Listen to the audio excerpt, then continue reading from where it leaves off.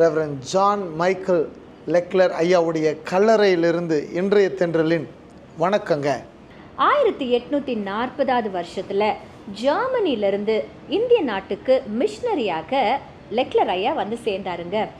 புகழ்பெற்ற ரேனியஸ் ஐயர் அவர்கள், அதாவது அப்போஸ்டல் ஆஃப் திருநெல்வேலி என்று சொல்லப்படுகிற ரேனியஸ் ஐயர் கூட 4 ஆண்டுகள் திருநெல்வேலியில் வேலை செஞ்சுட்டு சேலத்துக்கு வந்து செட்டில் ஆனவர் தான் லெக்லர் ஐயா.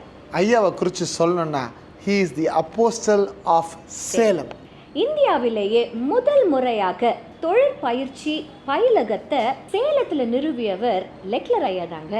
அதனால தான் அவரை ஃபாதர் ஆஃப் இண்டஸ்ட்ரியல் எஜுகேஷன் அப்படின்னு அவருக்கு சொல்கிறாங்க. அவர் சமுதாயத்தையும் கண்ணோக்கி பார்த்தார், சபையையும் கண்ணோக்கி பார்த்தார். he has created a great impact. நாங்கள் நிற்கிற இந்த ஸ்தலம் ஒரு 20 ஏக்கர் கிரவுண்டு.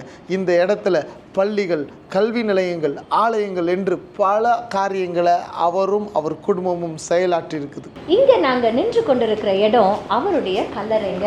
இந்த கல்லறை சுற்றிலும் அவரை குறித்து அவ்வளவு நல்ல விஷயங்கள் எழுதப்பட்டிருக்கிறது. 200 ஆண்டுகளுக்கு பிறகு அவரை பற்றி பேசுறதுக்கு இவ்வளோ விஷயம் இருக்குங்க. இதே நம்மளை குறித்து 4 விஷயம் நல்லா பேசணும்னா அப்படிப்பட்ட ஒரு வாழ்க்கையை நம்ம வாழறோமா? அதுதாங்க இன்றைக்கு கேள்வி. இது ஒரு சவால். நாம் வாழ்ந்த பிற்பாடு நம்மை குறித்து பேச ஒரு 4 வார்த்தைகளை நாம் வாழும்போது சம்பாதிப்பதற்கான ஒரு சவால். பரிசுத்த வேதாகமத்தில் ஒரு அழகான வசனம் இருக்கிறது, நீதிமான் நித்திய கீர்த்தி உள்ளவன். ஆமாங்க, நம்மளை குறித்து பெருமையாக பேசப்படுற மாதிரி ஒரு வாழ்க்கையை வாழ்ந்துடணுங்க. ஏன்னா நீதியுள்ள வாழ்க்கை கீர்த்தி உள்ள ஒரு வாழ்க்கை. Have a nice day. God bless you.